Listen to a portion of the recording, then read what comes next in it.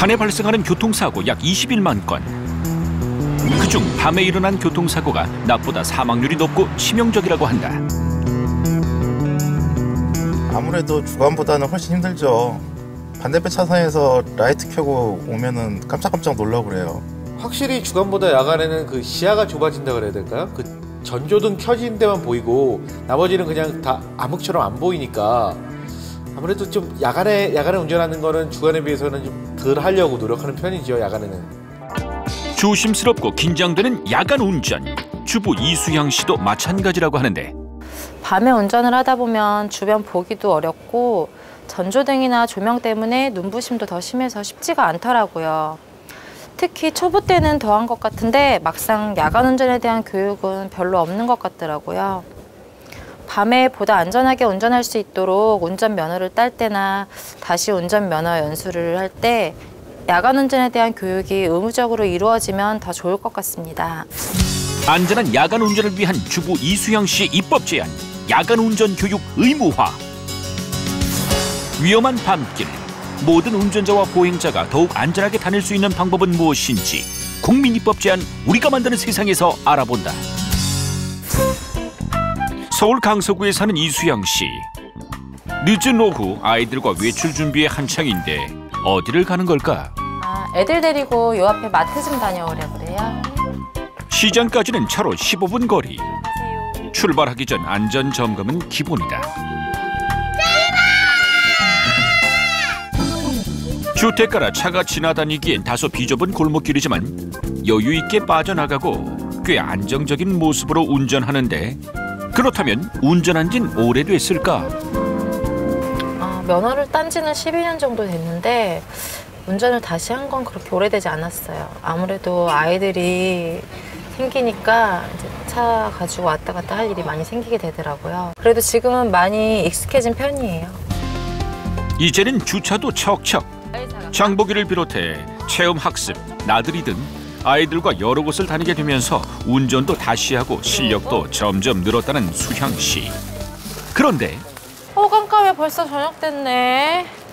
어느덧 밤이 되고 아까와는 달리 꽤 긴장한 듯한 그녀. 왜 그런 걸까? 밤에는 좀 시야도 좁아지고 거리감이 좀 없어진다 그래야 되나? 그래서 좀 불안해요. 수향 씨를 불안하게 만드는 야간 운전. 아우 눈부셔. 아우 눈부셔. 우선 마주오는 차량의 강한 불빛은 운전의 가장 큰 방해 요소다. 이렇게 맞은편에서 차가 오면은 이렇게 다 크게 라이트를 켜고 오는 것처럼 눈이 되게 부시고 이렇게 표창처럼 빛 모양이 퍼져서 보여서 되게 눈부시고 힘들어요. 피곤해요, 눈이 많이. 주변이 어둡다 보니 차 속도를 줄이고 운전하더라도 어느 순간 보이지 않던 보행자가 갑자기 튀어나와 놀란 적도 많다고 한다.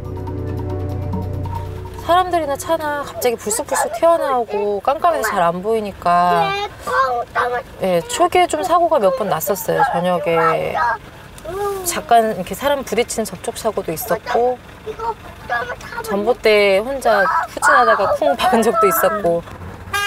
낮과는 전혀 다른 환경. 운전면허를 딸 때까지도 전혀 경험해보지 못했던 일이라고 한다. 운전 연수도 하고 도로 주행 때 밖에 다니긴 했었는데 보통 낮에만 하지 저녁에는 한 번도 연수를 받아본 적이 없던 것 같아요. 결국 온전히 실수와 경험을 통해서 다시 야간 운전 요령을 익히다 보니 아쉬운 점이 많다는 수향 씨. 연수할 때 밤에도 좀 교육을 한다거나 그런 안전한 야간 운전에 대한 안전 이런 방법을 더 알려주시면은 사전에 사고도 많이 예방할 수 있고 더 좋지 않을까 싶어요.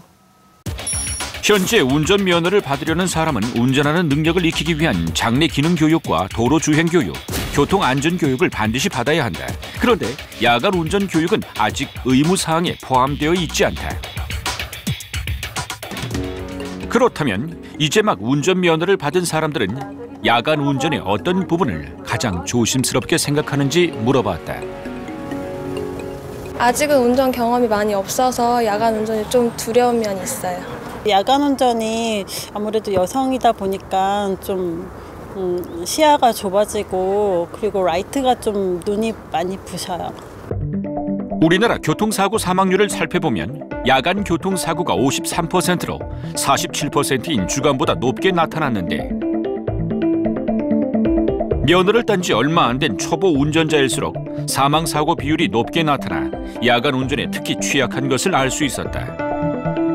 주간에는 아무래도 조명이 좀 밝고 환하게 보이기 때문에 어떤 사물의 물체라든가 자동차 또는 사람의 이동이라든가 또는 색감에 대한 것들이 인식이 훨씬 더 쉽게 이루어질 수가 있는 것에 비해서 야간이 되게 되면 조명이 어두워지다 보니까 어떤 특정한 물체를 인식하는 정도만 겨우 될 정도이지 명확하게 물체의 크기라든가 밝기라든가 또 어떤 거리에 대한 감각들은 잘 인식이 안 되기 때문에 사실 좀 상당히 위험하다고 말씀을 드릴 수가 있고요.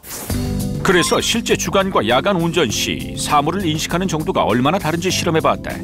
우선 색이 다른 7개의 고깔 모양 장비를 먼 거리에 세워두고 차로 다가가며 살펴봤는데 먼 거리에서도 선명하게 보이는 7개의 대상. 하지만 밤이 되자 상황은 전혀 달랐다. 같은 거리에서는 아무것도 보이지 않고 25m 거리 정도부터 어렴풋이 보이기 시작. 7, 8m 거리에 이르러서야 그나마 밝은색 장비만 인식할 수가 있었다. 만약 보행자였다면 이미 피하기 어려운 아찔한 상황. 이번엔 전조등을 켠 채 두 자동차가 서로 지나치는 상황을 살펴봤는데 하하, 지금 보셨습니까? 알고 보면 차 바로 옆에 마네킹이 서 있던 상황. 실제로 야간 운전 시 이런 상황들이 빈번히 일어나고 있다. 더군다나 초보 운전자의 경우 순간 대응 능력이 상대적으로 떨어져 더 큰 사고로 이어질 수 있는 것이다. 초보 운전자를 비롯해 운전자들이 보다 안전하게 야간 운전을 할 수 있는 방법은 없을까? 이곳은 경북 상주에 위치한 교통안전교육센터.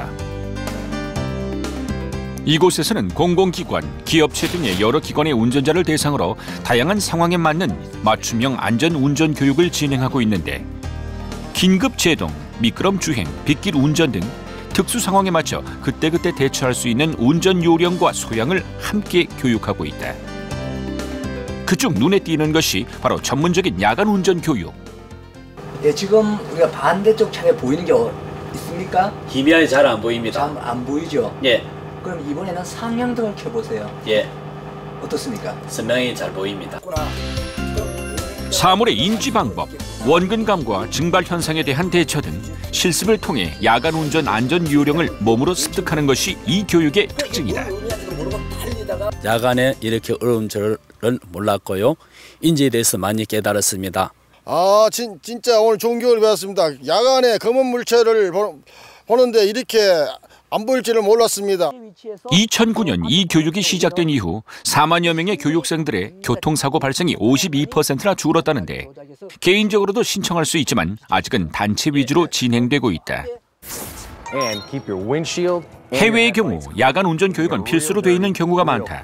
미국과 독일에서는 운전면허 취득 전 야간 운전을 교육 과정에 포함시키고 있는데 그렇다면 우리나라에서도 가능성이 있을까?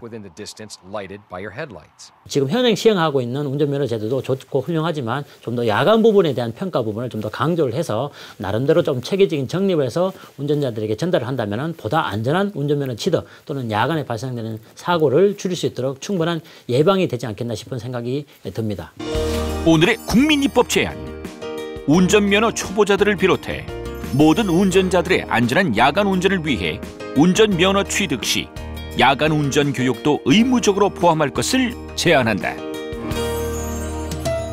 언제 어디서 일어날지 모르는 교통사고. 어떤 상황에서도 모든 운전자와 보행자가 안전할 수 있도록 보다 세심한 맞춤형 안전운전 교육 정책이 이루어지길 바란다.